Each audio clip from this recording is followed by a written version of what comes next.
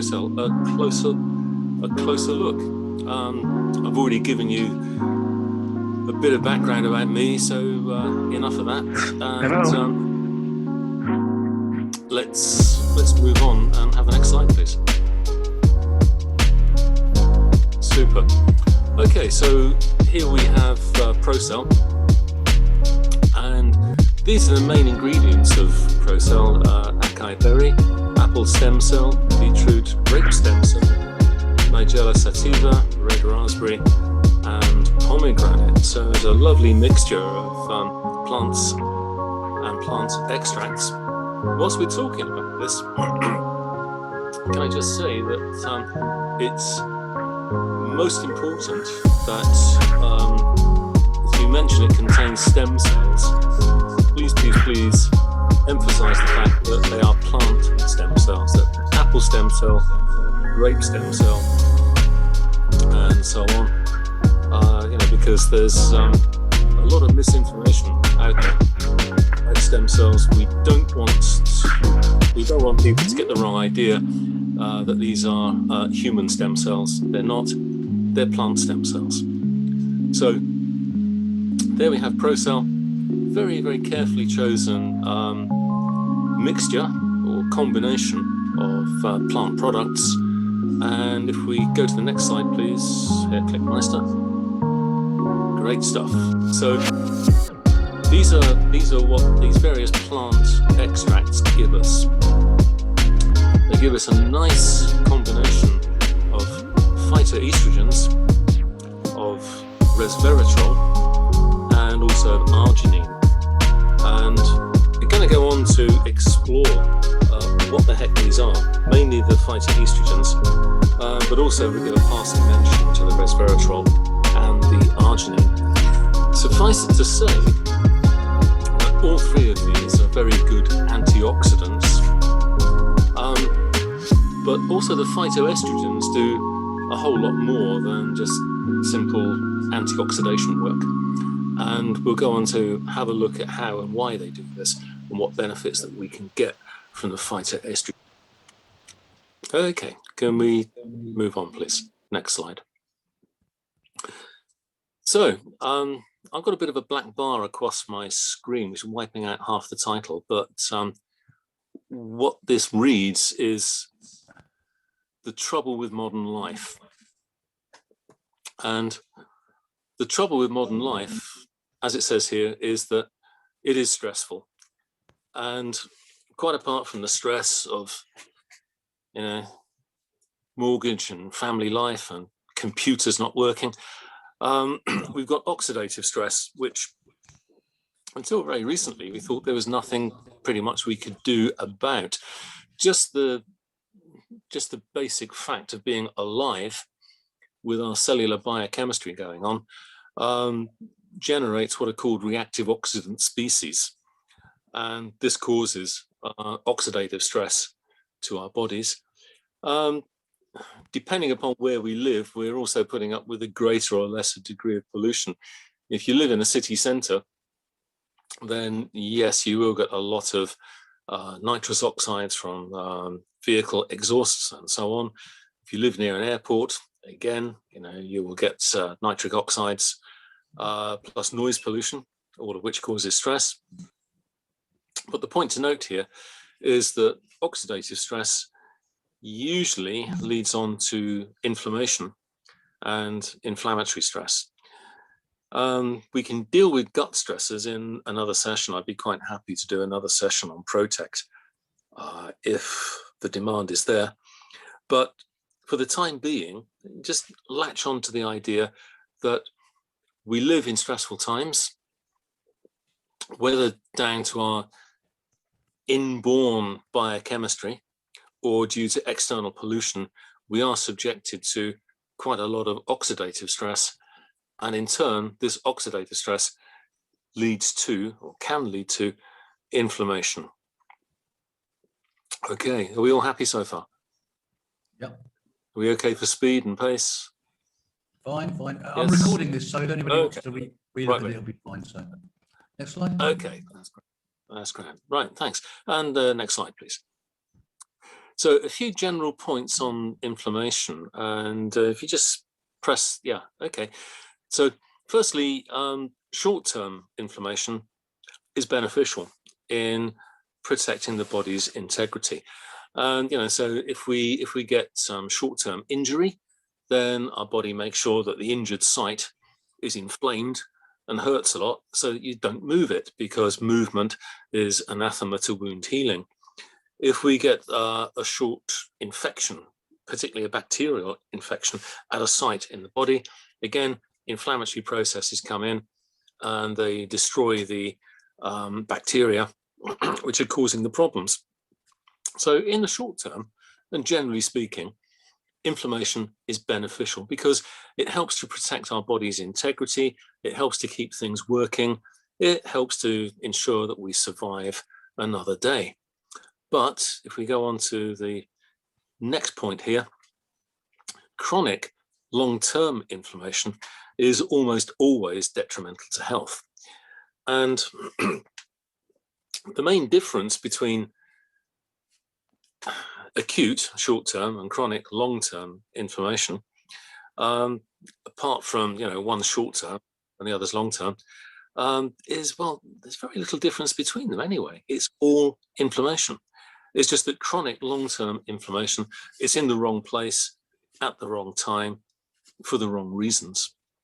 And hopefully we can intervene here by either having a great diet or using some great supplements, or, as I do, a combination of both. If we take the next slide. Okay, again, a few general points about inflammation. So if we could take the first point, please, Paul. Right. What inflammatory processes do is, first of all, they increase the blood supply to the site of inflammation, just like I said. And secondly, next point, we get an increased leakage from the small blood vessels called capillaries in the region of damage or infection. This is caused by the cells which line the blood vessels, the endothelial cells, retracting, so there's bigger gaps in between them. Third point, white blood cells, well, this is what leukocytes are. Leukocytes will then migrate from the blood vessels into the tissue spaces. This is a process called diapetesis.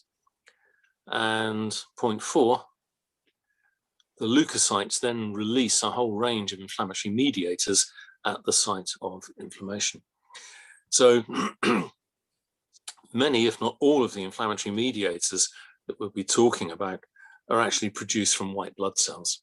Remember, in the short term, they're good. In the long term, they're nowhere near so good.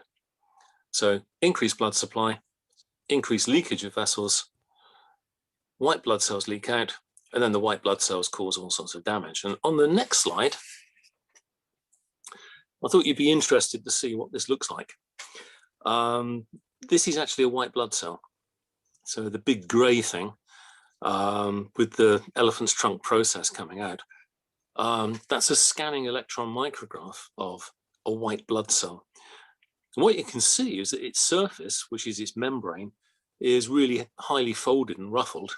What this does is it increases the surface area of the white blood cell's plasma membrane, as it's called. And this means that the white blood cell is really, really good at looking out for trouble. If you've ever taken apart an air filter from a car, you know that it's highly folded. And the idea behind that is to increase the surface area so that it can trap more dust and similar. It's exactly the same principle with the white blood cell. Anyway, the little green sausage in the foreground, that's a bacterium. It's an E. coli. And you can see that the white blood cell is stretched out. It's called a pseudopodium. It's just Latino Greek for false leg. So what it's doing is it's detected something strange in its environment, and it's sent out an exploratory process. And any minute now, that bacterium is going to wonder what hit it. And it's going to be destroyed pretty damn quickly, because the white blood cell is going to release a whole range of inflammatory mediators which are going to break down that bacterium and ensure that it can no longer do us any harm. But can you see how the white blood cells flattened itself? This is how they squeeze out of the blood vascular system. So it sort of draws itself in, you know how you can draw your stomach in to make you thinner, and then it squeezes through the gaps between the endothelial cells and gets into the tissue spaces. Pseudopodia come out, detect foreign material, and off goes the inflammatory process. So that's what it looks like. If we take the next slide. Yeah, this is another type of white blood cell. This is called a macrophage. Again, it's a Latin name. It literally means a big eater. And what this macrophage is doing is it's in a target-rich environment. The little yellow sausages, they are, again, bacteria. And you can see how the macrophage is shoving out loads and loads and loads of projections to deal with the bacterium. So again, highly folded membrane, which rapidly, massively increases the surface area of the cell in order that it can detect as much foreign material as possible. So that's what it looks like. Okay, back into the words. Next slide, please. So a few common features on inflammatory processes. As previously said, it's a normal inflammatory response, but in the wrong location. And the next point. It often relates to inappropriate barrier function. In other words, the lining cells of blood vessels get a bit leaky. And the next point. This leads to inappropriate triggering of inflammatory processes and a lack of downregulation. We've got all sorts of checks and balances in our bodies to make sure that inflammation stays where it should, but every now and again things break down and we get chronic inflammation in the wrong place for the long length of time, and this can lead to tissue damage in the long term, as I think the last point makes. So yeah, tissue destruction with loss of function. So moving on to the next slide. A few more points about inflammatory processes. Again, this is quite technical. This is the reason why it's in a lighter blue color. But there's a whole load of technical terms here. You don't need to worry about them. They're just here for further information. So we get an overproduction of inflammatory cytokines. Again, a biological term, it just means a chemical that causes cells to move. What cells does it cause to move? White blood cells. It basically causes white blood cells to move in. The main player here is TNF alpha, and that stands for tumor necrosis factor alpha, and it's a major inflammatory modulator. We then get interleukins and interferons. We get overproductions of chemokines, basically monocyte chemotactic proteins, calling in the monocytes, the cells we saw a couple of slides back, which cause a lot of trouble. And the next point, please. Overproduction of eicosanoids. You may have heard of prostaglandins. Eicosanoid is the general chemical name for the prostaglandin family. But the two major inflammatory processes or players here in the prostaglandin world, prostaglandin E2 and leukotriene B4. And this will be, overproduction of matrix metalloproteinases. These are the guys which cause all sorts of nasty inflammation in such stuff as rheumatoid arthritis. So a few common features of inflammatory processes. And believe it or not, our old friend Procel will have a good go at damping down all of this lot. And hopefully I'll be able to explain how and why this happens. Okay, so we've got a few more points here, if you would please, Paul. Right, many mediators, many of these chemicals that we've seen converge on something very important. This is NFKB. It looks like NFKB. It's pronounced nuclear factor kappa beta. Now, nuclear factor kappa beta and its partners in crime are very complicated system, suffice it to say, all you need to know is that what nuclear factor kappa beta does is it upregulates and causes your DNA to start making more in the way of inflammatory mediators. Okay, so inflammatory enzymes and the products of inflammatory enzymes. Working against NFKB, sorry, nuclear factor kappa beta, is PPAR gamma, peroxisome proliferator activated receptor. I told you it's complex, and liver X receptors. So we've got two systems working here in a seesaw fashion. NF kappa beta tending to, yeah, get in there, inflammation, go, and then PPAR saying, no, just calm it all down, guys, calm it all down. I think that's all there is on this slide. Oh no, otherwise to say that tissue remodeling often results in the long term. So getting back into the major theme here, nutritional targets for intervention. How can our diet offset all this tendency towards inflammation? And the answer is, well, quite easily, really. The various inflammatory mediators we've seen are reactive oxygen species, either from pollution or just from being alive. Prostaglandins and leukotrienes, PGs and LTs.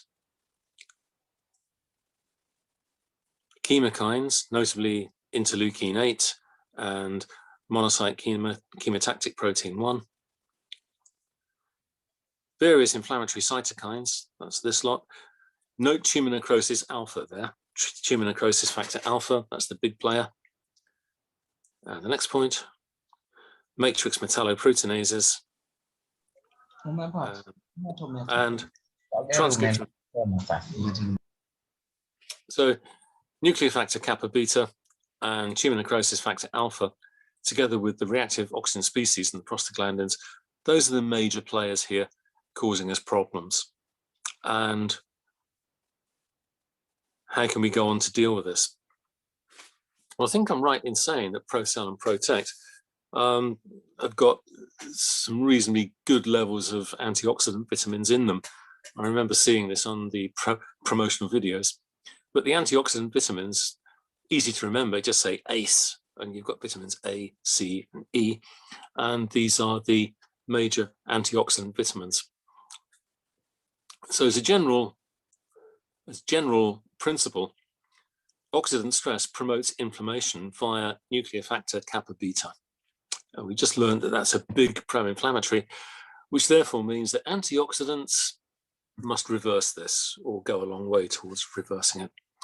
So prevention of what's called low-density lipoprotein oxidation and the formation of reactive oxygen species are common themes throughout nutrition.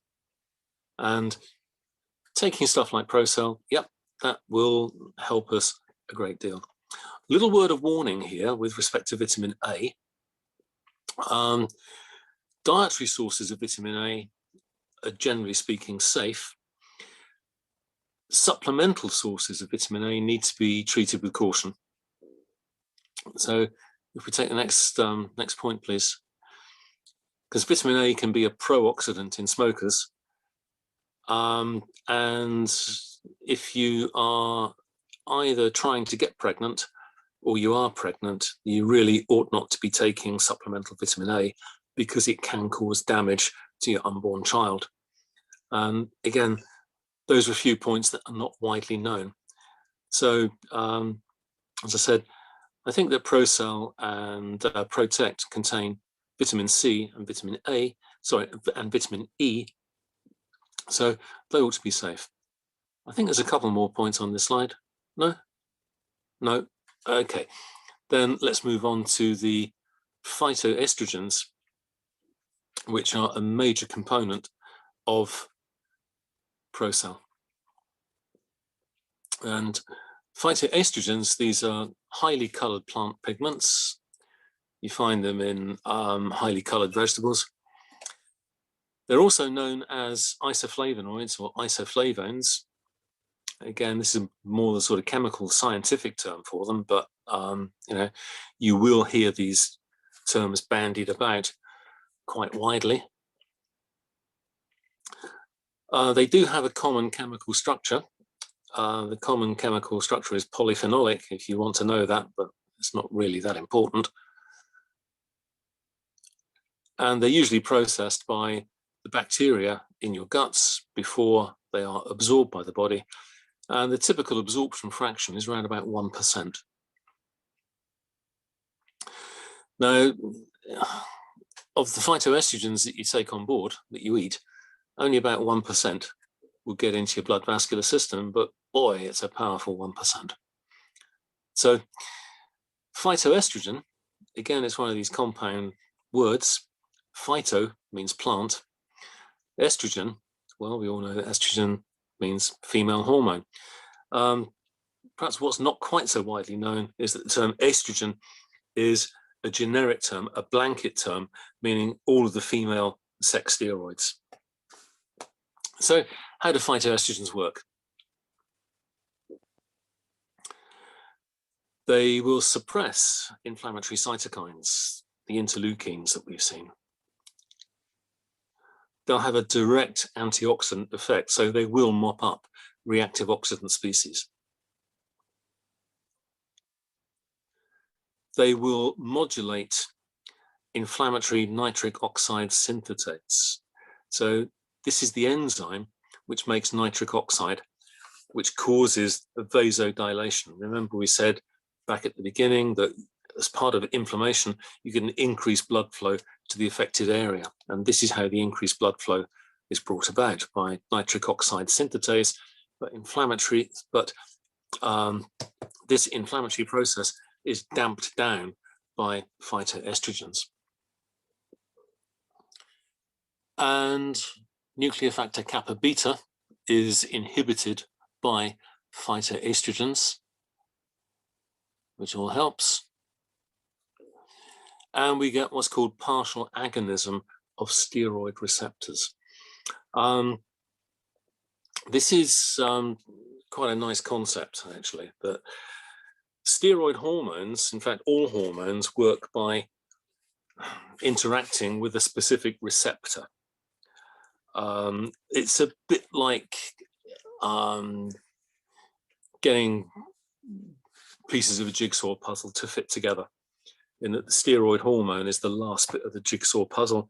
It binds into the receptor. The receptor says, hey, I'm stimulated, and off we go. And when a hormone binds to a receptor, that is called agonism. And as you probably guessed, agonism is the opposite of antagonism. Okay, so we can agonize receptors, and we can also antagonize receptors. Now, the way that phytoestrogens work is that they will bind to the corresponding steroid receptors. And they'll bind not only to the estrogen receptors, but they'll also bind to testosterone receptors as well. And what we're beginning to appreciate is that an awful lot of health problems in our modern world is caused by an overstimulation of these sex steroid receptors, an overproduction of hormones. Environmentalists will say, well, it's thanks to the contraceptive pill that, high levels of estrogens are excreted in the urine, find their way through sewage treatment plants, and eventually get recycled into drinking water. I'm not here to say whether that's right or wrong. I'm a little bit skeptical about that. But be that as it may, certainly several diseases, for example, breast cancer, prostate cancer, no two ways about it. They are steroid dependent tumors. And there is evidence to suggest that what we can do is we can reduce that tendency by agonizing partially the steroid receptors in those tissues. So a phytoestrogen, it binds to a steroid receptor, but it doesn't have the full biological activity of the naturally produced hormone. Okay, so these plant products, they will bind to estrogen and testosterone receptors, but they've only got about 1/2000th of the activity of the naturally produced steroid hormone, either estrogen or testosterone. And in doing that way,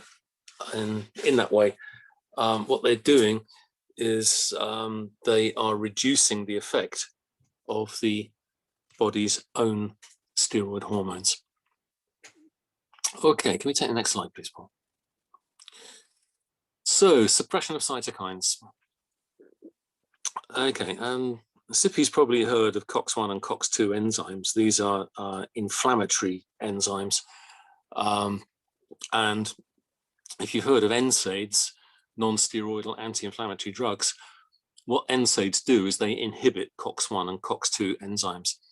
But many flavonoids will inhibit quite powerfully COX-1 and COX-2 inflammatory enzymes. So that's one big point for phytoestrogens and Procel. I should have mentioned earlier that the major players of the phytoestrogen family, there's genistein, there's coumestrol, there's biocanin A, and there's something called diadesin. But genistein, which is one of the major players, it inhibits the output of these inflammatory cytokines from monocytes, so it reduces the inflammatory effect of monocytes. And the next point, yeah, just olive oil, in fact, will decrease the output of the inflammatory leukotrienes, leukotriene B4 and thromboxane B2. So you've probably all heard of the Mediterranean diet, which has got a lot of olive oil in it. And a Mediterranean diet is nicely anti-inflammatory.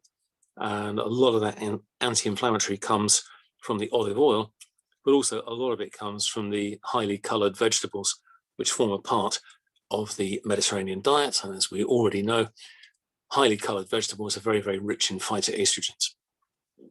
So olive oil will increase the serum total antioxidant capacity. Okay, and if we move on, the actions of these antioxidants then. Right, this is a bit of scientific chemistry, really. It's just really reiterating the point I previously made, that the phytoestrogens themselves, because they're polyphenolic, they are very good antioxidants in their own right. And the next bit, again, a little bit more science. So if you know what a free radical is, then this will tell you how the free radicals are going to be quenched. So they're very, very good at eliminating reactive oxygen species. So very, very good at reducing oxidant stress.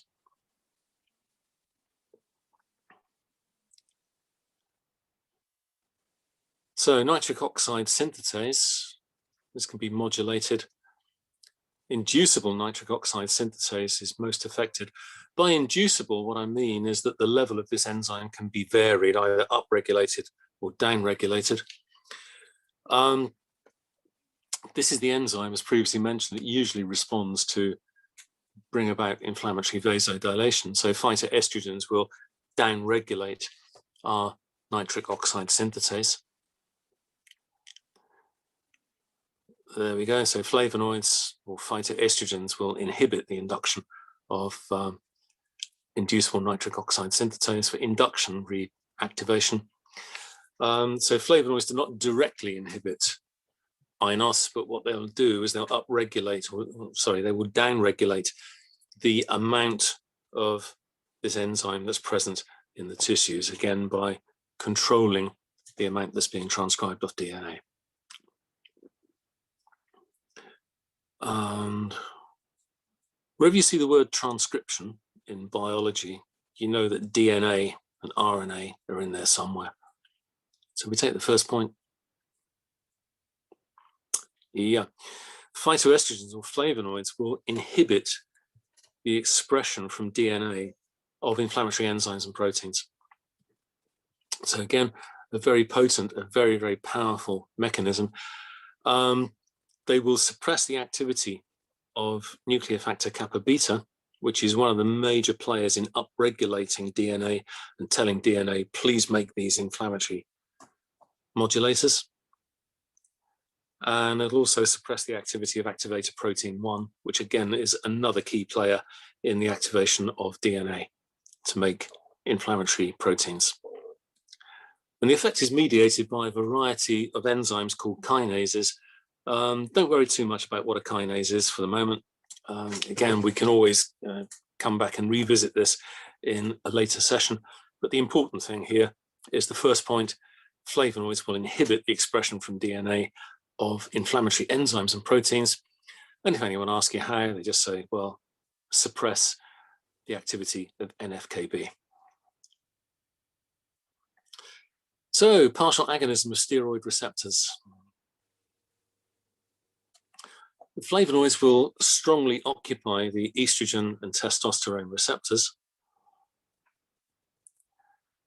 but their biological activity is only about 1/2000th of the naturally secreted steroids.